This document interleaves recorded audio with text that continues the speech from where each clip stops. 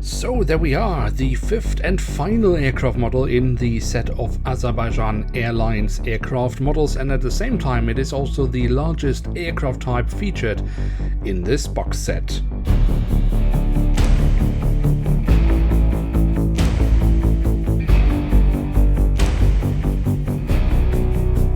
With that, hello and welcome to a new episode of Review, where we today will take a closer look at a Boeing 767-300ER of Azerbaijan Airlines, which is the fifth aircraft model in this box set. We have already taken a look at all the other models, so you can find these reviews here on the channel. But today we focus on the 767, and an image of that can be found here on the front side of the box, but we also have the Azerbaijan Airlines or AZAL branding. The front can also be opened, which reveals these cutouts, so we can get a glimpse of the aircraft models inside. And on the back side of the box we have the various key moments in Azerbaijan aviation history listed, which is rather nice. But of course this is not how you spell president.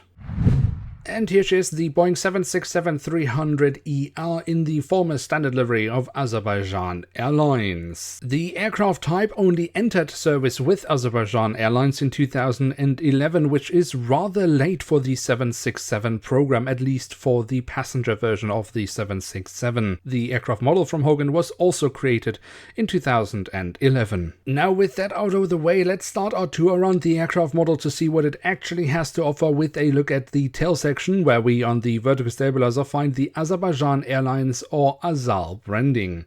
On the fuselage we then have three letters indicating the origin of the airline and the aircraft type specification, but unfortunately no registration code. This is the case with this model and all other models of this box set. But at least when we look towards the very tail of the aircraft, we do find a bit of detailing around the APU exhaust. Then at the front of the aircraft and across the fuselage following the blue cheat line, we find the writing of Azerbaijan, and we have the Azerbaijani flag. But other than the details of the livery, we don't really find any other printed details. The same goes for the cockpit section, where we are simply left with the cockpit windows.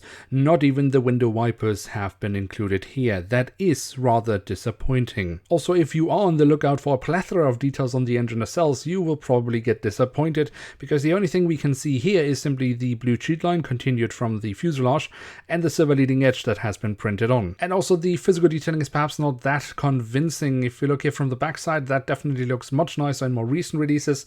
However, when we look into the engines from the front, we can very nicely see the engine fan blades. But let's check out the wings, perhaps they can convince us a little bit more. If we start off with the top side, we can see the different flaps, slats and spoilers have been carved out rather nicely, and we have some different shades of grey for additional detailing. Also, the underside of the wings looks pretty decent, but the major highlight here is the addition of landing lights that have been printed on. What a positive surprise here.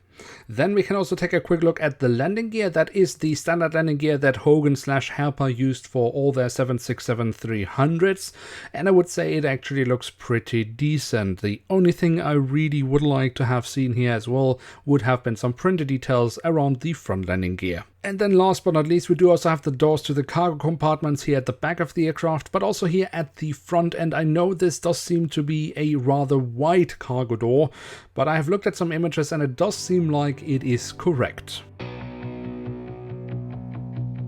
So there we have it, the Boeing 767-300ER in a former standard livery of Azerbaijan Airlines from Hogan in scale 1 to 500. And what can we say about this aircraft model? Well, on first glimpse, the aircraft model has the same amount of details than all the other models in this box set. And that's kind of bad, because it is by far the largest aircraft type in the set. And if a 767 has the same amount of details as an ATR 72, well, I mean, it just feels much more empty on a 767 than on an ATR. But I will also kind of immediately have to contradict myself here, because the 767 has at least got the landing lights, which is the only model in this box set that has these landing lights printed on, which is an awesome addition to the model. Still, if you're looking for anything out of the extremely basic and ordinary, then this model is nothing for you. But it is kind of, well, on the same level than the other models in the box set, and I have recommended those, so I am kind of inclined to also recommend this, although in a way I would say it is the weakest model in this set. Now with that, we have reached the end of today's episode. If you have enjoyed this video, then don't forget to leave a like, that would be very much appreciated, and of course if you are new around here, why not hit subscribe? That would be absolutely awesome. With that, I'd like to say thank you very much for watching. Hope to see you soon again. I'm checking out, and bye.